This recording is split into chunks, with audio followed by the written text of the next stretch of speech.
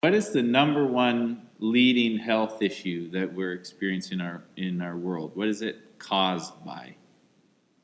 Stress, right? Anxiety, stress. That's the number one thing that leads to most health conditions. I mean, they show up as different physical manifestations, heart problems, cancer, all of these different conditions, right? And so why are we dealing with so much anxiety and stress? Because we are overstimulated, aren't we? I was just reading a thing today about electromagnetic field, EMF, they call it EMF. And if people are overexposed to it, then the brain and the nervous system don't function properly, basically. And I'm not saying, like, get rid of the screens, obviously. You can see the screens in front of me. That's not where I'm going with this. But these are neutral things, right? They're not bad or good, but your relationship, you define the relationship to it.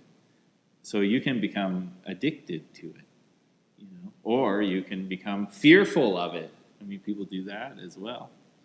So I'm not saying ditch the technology. That would be very hypocritical, wouldn't it? Everyone should get rid of their phones and computers and bring them to the Dharma temple to donate them. We'll put them to good use. No, that's not what I mean. But it's because of overstimulation. And overstimulation causes a lot of emotional communication. Like, people are irrational. Like my daughter, if I leave her to play the iPad longer than the allotted time that she has per day, she's more difficult to deal with. It's just like, you can tell it, plain as day. If she has too much screen time, she becomes a little bit more moody. So, I'm all about this. This is, those of you who know me, like, I'm always testing things. Just because something said it was true, like I read it, or I like to test it for myself. I'm a yogi. That's what a yogi does. I don't just believe things because somebody said. So to be clear, that's not what I mean by listening. Listening is not following what somebody else said. It isn't that. And we'll get to what it is. So what is our hope for dealing with this condition? I knew he was coming. Yeah. What is our hope for dealing with this overstimulated nervous system, anxiety, and stress? Well, people look to big pharma. That doesn't work, right? When we were with Guru Jagat in teaching at Bloom Festival, she was saying, who are you going to trust? Somebody that's got 20 years of research, maybe, on a product to help you deal with some conditions, or somebody who's got 7,000 years of research? You might want to try the yogic way first, and then if it doesn't work, then try. And again, we're not trying to say don't trust Western medicine either. It's just saying things are usually neutral, and it depends. That's a good answer. Test it. It's not, the yogi is operating in a way that you're not affected by duality. It doesn't mean that you ignore one and accept the other. It means you look at the whole picture and you test it out. Does that make sense? Yeah. Or is our hope for dealing with this, just keep doing what's already been done and hope to get different results? You see a lot of that. Oh, well, it's always been like that. Nothing we can do. That doesn't work. Imagine, like, the example with my daughter and the iPad. Imagine if I noticed that she was really hard to be around when she has too much iPad time, and I just keep giving her the same amount of iPad time. Stupid. But people do that, right?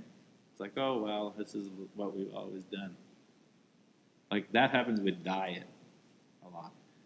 A new idea. It takes so long for people to be like, oh, I'll try it.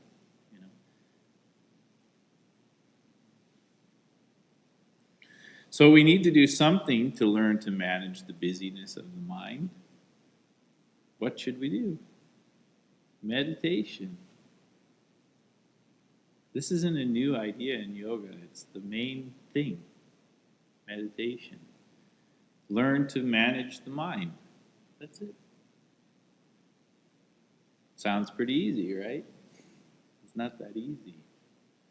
Krishna said that it's more difficult to manage the wind than to manage the mind. Control the wind?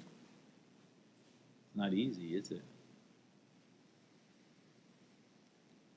And our whole system is built like this in our society and culture. Like, how is education designed? You're going to work towards something, and then when you get there, you'll be happy. It's not about learning it. Do you understand? It's like you go through grade 1, grade 2, grade 3, grade 4, grade 5, and at the end, you passed school, and then you go on to something else. But are you learning about life skills in school? Sort of. Think about your life, like when you're really deep in a situation that's challenging to manage, what do you apply that you learned in school? It's a hard question to answer. You know, my teacher, Guru Singh, he said, there should be classes in school like courage, stress, how to manage, things like that. That in my life, that's what I need the most. It's not like whatever. I mean, I was not great in school. I was good in university. In elementary and high school, they didn't like me too much because I challenged everything. Wait, how come the teachers, especially the ones just reading from the book, they didn't like that. Because then they had to do their job. They couldn't just collect a paycheck. Why can't you just be like the other ones and copy the answers from the book? Right? Education says we need to get somewhere. And society says it too. When you get there, then you'll be happy. It's an illusion. You know how I know? I was asked the question. What is the value of a child at birth? Infinite. You can't say one was less and one was more. Doesn't matter what color of skin, what gender, whether they have Down syndrome, whether they don't, whether they have 4 fingers, 5 fingers, 11 fingers, whatever it is, What is the value? Infinite. So where are we supposed to be getting? How can you add to what's already infinite? There's nothing to add. The challenge, though, that we have is we put on all this extra stuff as we go. And most of that extra stuff came from the previous generation putting on extra stuff. And then the previous generation putting on extra stuff. And then And then you guys, the teachers and the yogis, you're the ones who recognize it and you start to take it off. The stuff that says this is the way it's always been, you start to take that off. So you can get back to the infinite worth that we were all born with. So a yoga practice is not about becoming anything. It's not when I get there, then I'll. You were already born like that. You just forgot. Like you bought into the trip for a minute. You're like, oh yeah, but wait, maybe I would be happier if I became something. And it doesn't mean you just stay a baby with infinite worth. I was just texting with a student before the class, and we were talking about knowing. He was saying, I feel bored almost in my practice, and I need to be inspired. And the more he talked about it, the more he realized, I think this is a question about being patient. It's good to be bored. It is. Because patience is about knowing. And then you apply the knowing to the doing. You don't do to know. You understand the difference? The knowing is applied through the doing. You don't do to know. You understand? You could read and read and read and read and read all of these teachings, but ultimately, in the end, would you know who you are because of somebody else's experience? No. Because are you somebody else? No. So there's nowhere to get. It's really simple. Just be you. But we keep trying to put on a practice or put on whatever the outfit is that you dress up as. A doctor, a mother, a this. Or you still do things. In fact, it's impossible to not do anything, even though you think, I'm just going to not do anything. Even sitting there not doing anything is doing something. Pretty weird. I feel like feels like Yoda or something up here. But knowing, you see it in kids. They're not trying to, when about 5, they start to buy into the trip. You see it. Oh, so-and-so saw me wearing a black coat and I don't want to wear black because they said that girls don't wear black. 5 years old. Do you like wearing black? Yeah. Well, then wear black. Who cares what they say? But it starts then. And then it repeats, and it repeats, and it repeats, and it repeats. And then all of a sudden, you're 30 years old and you don't know who you are anymore. Right? So you have to start taking off all the layers. And it always comes back to this early childhood experience where even in Western psychology, they say most of the programming goes in when you're a young child. The programming that tells you that you need to become something or you need to do this to be this. See what I mean? But when you know who you are, you apply that out through the doing.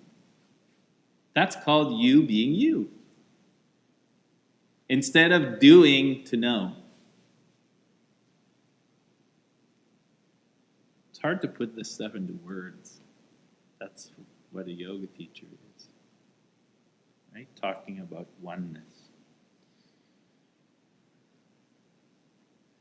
So we're all clear here that you're born with infinite value and it doesn't decrease.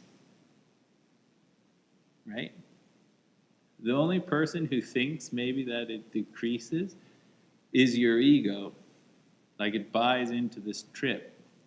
And maybe I'm not. Maybe I'm not that. Maybe I'm this. Maybe I'm not infinite. Maybe I'm, and then it plays it over and over and over. But it doesn't decrease. Your mind may only tell you this when it's left on its own. So what can we do about it? We said meditation. Let's look at it through the lens of yoga. So in all my years of practice, as a student and as a teacher, what is the most difficult thing to get contemporary yoga students to do? I said it once already. And listen. That's the number one hardest thing.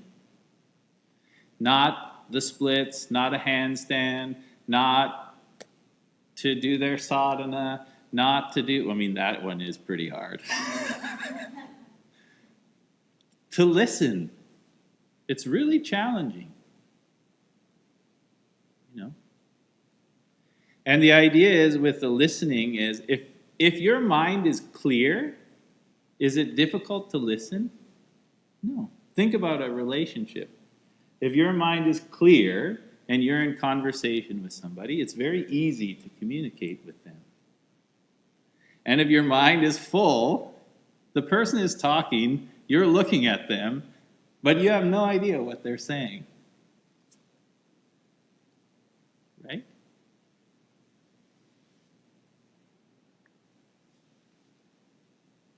And people practice yoga like there's somewhere to get. That's why it's difficult for people to take instructions. It's not something to feel bad about. We're all experiencing it. I love the way Alan Watts says, he said, once in a while you get a really great student and you'll say to them, you're Shiva, perfect. You're God. There's nothing you need to do. And they go, you're right. And that's it. And off they go. And you're like, oh, that was easy. You know. But mostly you say that and then the person goes, yeah, I realize that, but, and then you have to do something about their but. Not the but that you think about from, fitness, but their but. But I couldn't be infinite. How could I be of infinite value? I have all these issues. Okay, well, here you got to do all this stuff until eventually you learn to listen. So I bring all this up to encourage you to skip the bullshit as best you can and just listen. Not to me, but just make yourself a master of communication. Like really work on listening. That's one of the greatest things you can do. It's an art form of not only communication, but concentration. The ability to be present and concentrate. And you do it in the yoga. It's not about the teacher says do this, so I have to do this because that's how I was trained in education. That's not what's going on there. It's if you pay close attention to what's being said, you won't be going through the patterns in the mind. And then over time, you'll be able to listen without thinking. You know what that's called? Take a crack at it. Starts with a Y. Yoga. Patanjali said it. It's listening without thinking. How do you listen without thinking? Well, you could start by practicing listening. And then you listen to the teacher enough.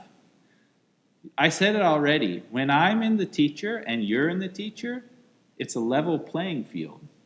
It's not, listen to me and I'm the great so-and-so and you're down here. That's not what we're talking about. If we're both listening and really in tune with each other, is there a difference between you and I? No. It's the same thing. But if you're not listening because you're hung up on your trip, and then I'm not paying attention to you because I'm hung up on being the teacher, there's a disconnect. There's no yoga happening.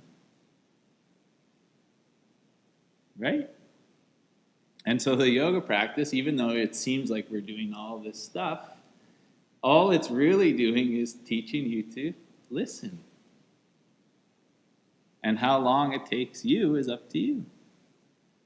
It took me a long time. I thought I knew all the answers. Like I would go to a yoga class and not do what the teacher said because another teacher told me something else. You know what causes that sort of behavior? Ego problem. Don't worry, it happens to all teenagers. And then eventually you realize, this is ridiculous. Why don't I just listen? Or like, why did I go there if I wasn't going to listen? You get smart. Some teenagers get smart to it. Like they tell their parents, actually, I'm not going to listen in school anyway, so why should I go? And then you open up this whole conversation about it, rather than just pretend that you're listening and not learn anything or cut class and cause problems for your poor mother or whatever. Speaking from experience. All it's doing is training you to listen. And then when you're really good at listening, who can you hear? You, the real you, not the conditioning, not dogma, not rules and regulations, not your family's past karmas, not the expectations of people outside of you. You. And it's hard to hear that voice. People ask that all the time. Like, how do I know if it's intuition? That's a tough question to answer. That's where we're talking about patience, knowing and expanding out through doing. If you're not sure, it's probably not.